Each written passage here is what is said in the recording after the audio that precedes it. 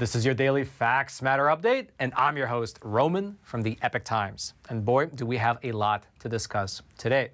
Because you see, the midterm elections are coming up so very soon, and therefore it's more critical than ever for us to focus on the topic of election integrity. And along that line, let's begin today's discussion over in the state of Wisconsin.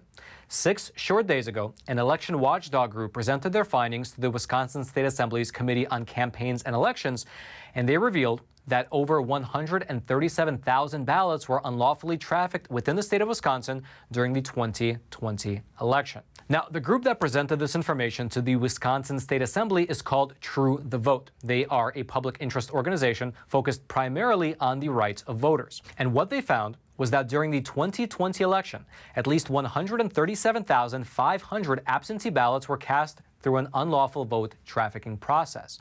And furthermore, this process did not take place in just one city, but rather throughout several of the most populous areas in Wisconsin. Now, before we dive into the specific allegations that they presented, I wanted to briefly explain some of the terms so that we're going to be all on the same page. The activity that's known as ballot trafficking is when you have someone soliciting either absentee ballots or votes in general, sometimes in exchange for money or other valuables. Then, once they are solicited, these traffic ballots are collected through a process known as ballot harvesting. And then once they are collected, these ballots are delivered to different drop boxes in the area by intermediaries, meaning someone other than the actual voter. And just for your reference, sometimes these intermediaries are called ballot mules. And also these intermediaries are often paid on a per ballot basis, meaning they are paid for every ballot that they successfully harvest and then deliver. And so that is a general outline of the process. And according to these researchers, well, that is exactly what took place in the state of Wisconsin. And you might be asking yourself, well, how could they possibly know that? How could they possibly know that vote trafficking actually took place? Well, what these researchers did is that they purchased 10 trillion unique cell phone identity signals, also known as cell phone pings, P-I-N-G-S, pings. And what a cell phone ping does is that it allows a person with a fair bit of accuracy to determine the location of a particular cell phone within a given area.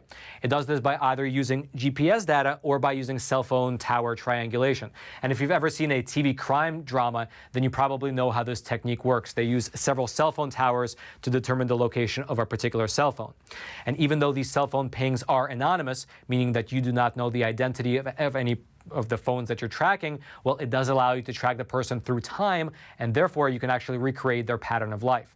Here's in fact how Mr. Greg Phillips, who is a cybersecurity expert working for True the Vote, here's how he explained it to the Wisconsin Assembly. Quote, "From these pings, it can be determined where you work, where you sleep, and even what floor you are on within inches." Which of course sounds all extremely dystopian, but regardless, what these researchers did is that they retraced the footsteps of people who made multiple trips to drop boxes during the 2020 election. Specifically, these researchers, they purchased 10 trillion cell phone pings that took place during the 2-week period between October 20th through November the 3rd of the year 2020. Essentially, this was exactly the time period during which a person could cast an absentee ballot through a drop box. And once they mapped out the travel patterns of these people, they found that 138 individuals did one of two very interesting things. The first is that each of these 138 people, they visited the location of a certain non-governmental organization at least 5 times each. Although the researchers did not reveal the actual name of this organization that they were visiting, but each of them visited this organization at least 5 times. Then the second point is that the researchers found that each of these 138 individuals, besides visiting this NGO, they made a combined total of 3,588 trips to absentee ballot drop boxes. And this, by the way, only represents the Milwaukee County area. Here is how Mr. Greg Phillips described his findings to the Wisconsin State Assembly. Quote, "That's an average of 26 trips per person to drop boxes in the Milwaukee area." Think about that for a quick moment. Just in the Milwaukee area, you had 138 people making an average of 26 trips to a ballot drop box. Now, after this particular finding was revealed, one of the Wisconsin State Committee members, Ms. Lisa Subek, she's a Democrat, she asked these researchers whether this was evidence of fraud. And as a response, a spokeswoman for True the Vote, she said this, quote, "Vote trafficking is being done through the process. It is illegal. Every vote cast illegally cancels the vote of a legitimate voter." And in terms of the legality, she is indeed correct. That's because according to Wisconsin state law, specifically according to Wisconsin state statute 6.87, subsection 4B1, it provides that an absentee ballot envelope in which the absentee ballot is actually placed into must be, quote, mailed by the elector or delivered in person to the municipal clerk issuing the ballot or ballots. Now, if you notice, and this is something that we've discussed on several previous episodes, but that state statute, it actually means that ballot drop boxes in and of themselves aren't illegal, because the law states that a voter must either mail his vote by him or herself or deliver it in person to the municipal clerk, meaning that according to that state statute, it doesn't even matter who is dropping the ballots into the box, whether it's a ballot harvester or the voter themselves, because the ballot drop box is in and of itself is just not a valid form of ballot delivery within the state of Wisconsin. And this was actually something upheld in a recent circuit court decision over in Waukesha County, specifically in a case called Teagan versus Wisconsin Elections Commission. And in that case, the court agreed that the use of unmanned ballot drop boxes violated Wisconsin's election law. And generally, the reason that so many states tend to outlaw the use of these ballot drop boxes is because they are believed to allow for the possibility of illegal ballot harvesting, which again, at least according to the evidence that's being presented, appears to be exactly what took place within the state of Wisconsin. Now, what's interesting to note is that during the testimony, the spokeswoman for True the Vote, she made a point of stressing that her report was focused on the voting process rather than attempting to prove that the 137,000 ballots were illegal votes. However, as a response to her statement, Mr. Dave Murphy, who is a Republican member of the Wisconsin Assembly, well, he said this, quote, if you vote in an illegal way, it is an illegal vote. If the process is illegal, the vote is illegal. And then furthermore, another member of the Wisconsin Assembly, he asked the researchers if they could actually identify the 138 alleged ballot harvesters, to which the researchers responded by saying this, quote, we know the names, but are not disclosing them. Anyone can buy them commercially. However, law enforcement would need a warrant. And then, in terms of what the researchers are actually hoping to achieve with their findings, well, here's a statement from True the Vote's legal counsel. Quote, what has been disclosed, and in my view proven, is that there were sufficient irregularities in the 2020 election that a court, at the time, could have reached the conclusion that the true results cannot be determined. But that time has passed. It's not about overturning the 2020 election. It's about the future. The situation is crying for reform. Now, at least to me, the most interesting aspect of the report is that it was not limited to only the state of Wisconsin. That's because these researchers, they also purchased the cell phone ping data in Georgia, in Arizona, in Pennsylvania, in Texas, as well as in Michigan. And after combing through all this data for the last year and a half, they found that in those 6 states, which includes Wisconsin, at least 4.8 million votes were harvested and trafficked. For instance, according to the report that was put out by True the Vote, over in Arizona, there were a total of 202 intermediaries, meaning ballot mules, who made a total of 4,282 separate visits to ballot drop boxes within Maricopa County. And then likewise, over in Atlanta, Georgia, there were 242 intermediaries, again meaning ballot mules, who made a total of 5,668 stops at ballot drop boxes during the 2020 election. And actually, what's really interesting in the Georgia case is that in this report, True the Vote wrote that they obtained about 4 million minutes of Dropbox video surveillance footage, which helped them to figure out exactly what was happening in Georgia. Now, if you'd like to go through their report for yourself and look at their methodology as well as their actual findings, I will throw a link to their report. It'll be down in the description box below this video so you can comb through it yourself and see whether you agree with their findings. And by the way, as you're making your way down there, take a quick detour by that smash button and smash it just once so that this video can be shared out to ever more people and the truth can be shared that much more widely. And now, let's switch gears just a little bit and discuss the future of keeping America safe as well as prosperous. Sorry, what's this? It's me. Of course it's Sekur, because we use the Sekur app, which is the sponsor of today's episode, as well as an awesome email and message service provider that actually cares about your privacy.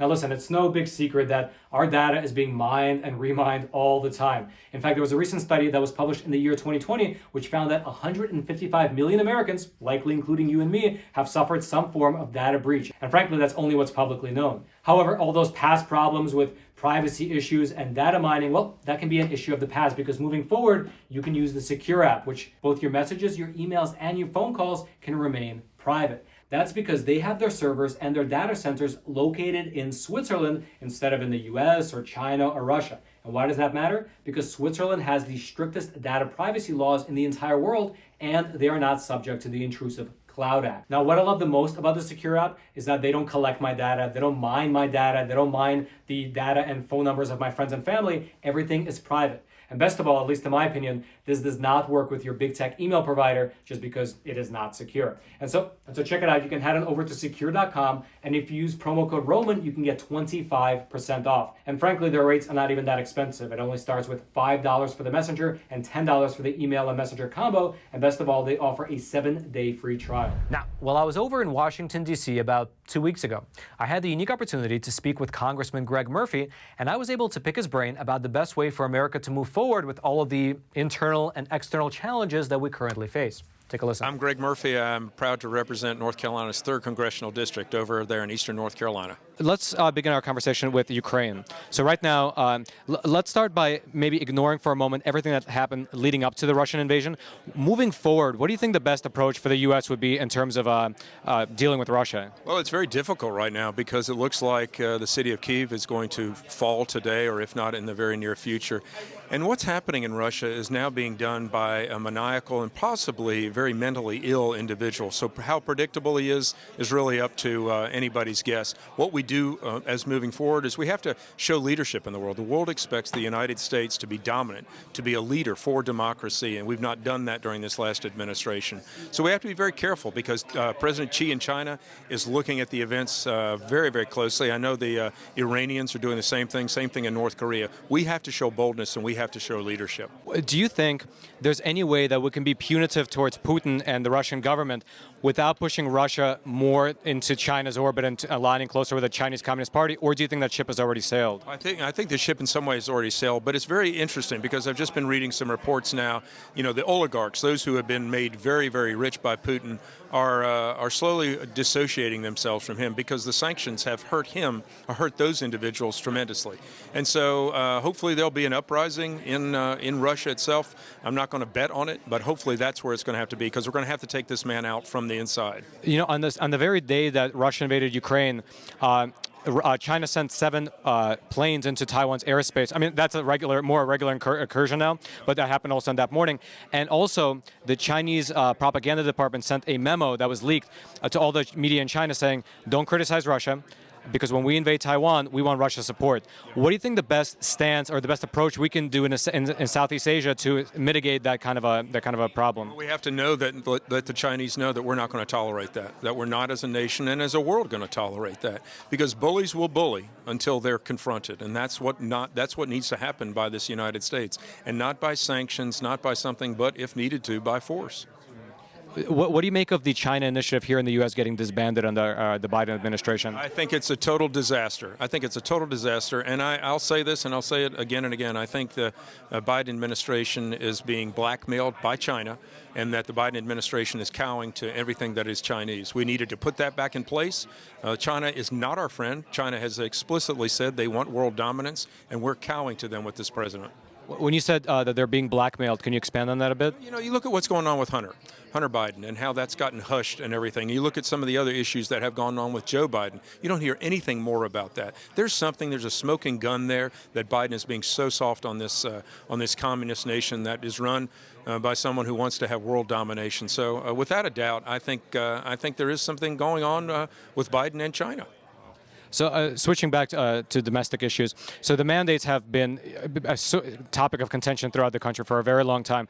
I want to get your opinion not only on the mandates, but on this shift towards having policy be decided by bureaucrats and experts rather than have the experts opine and then have congressional leaders actually decide the mandates. It seems to be like, trust the science is the new motto. What do you make of that? I've been a surgeon and a physician for 30 years, and I study literature. That's what we're taught to when we study things, is to be very skeptical of this. But sadly enough, when anything is coming out, instead of looking at the science and trying to make objective decisions, it's pushed to the political department. And those are the administrators, those are the bureaucrats, those who want to maintain their status quo, and that's what we're being seen in the country. Yeah, there's more and more polls coming out saying that people trust the CDC very, very little after what happened with COVID. After this new report, which was released by the New York Times, saying that they've been hiding data willfully.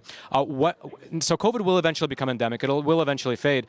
But what do you think the future will be? How can the CDC regain trust with the public? And that's I think not only regaining trust of the public, but actually regaining trust in the physician community, because we always turn to the CDC. And the envelope really fell off, I think, when Director Lewinsky put out a memo that said exactly verbatim what the what the teachers unions had told her about school masks. It's going to be very, very difficult. It's going to take a very, very long time for the American people to trust the healthcare establishment, the CDC and the FDA again. Last question.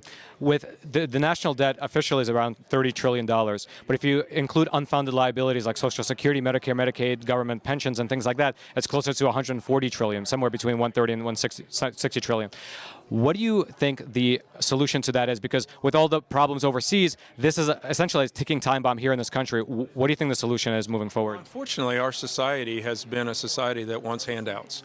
Social Security was not meant to be how people live towards their elder years. It wasn't be the only source of income, and people have failed to save. I think we actually need to reverse the trend of thinking that the government is here to take care of us and that people need to start taking care of themselves from day one.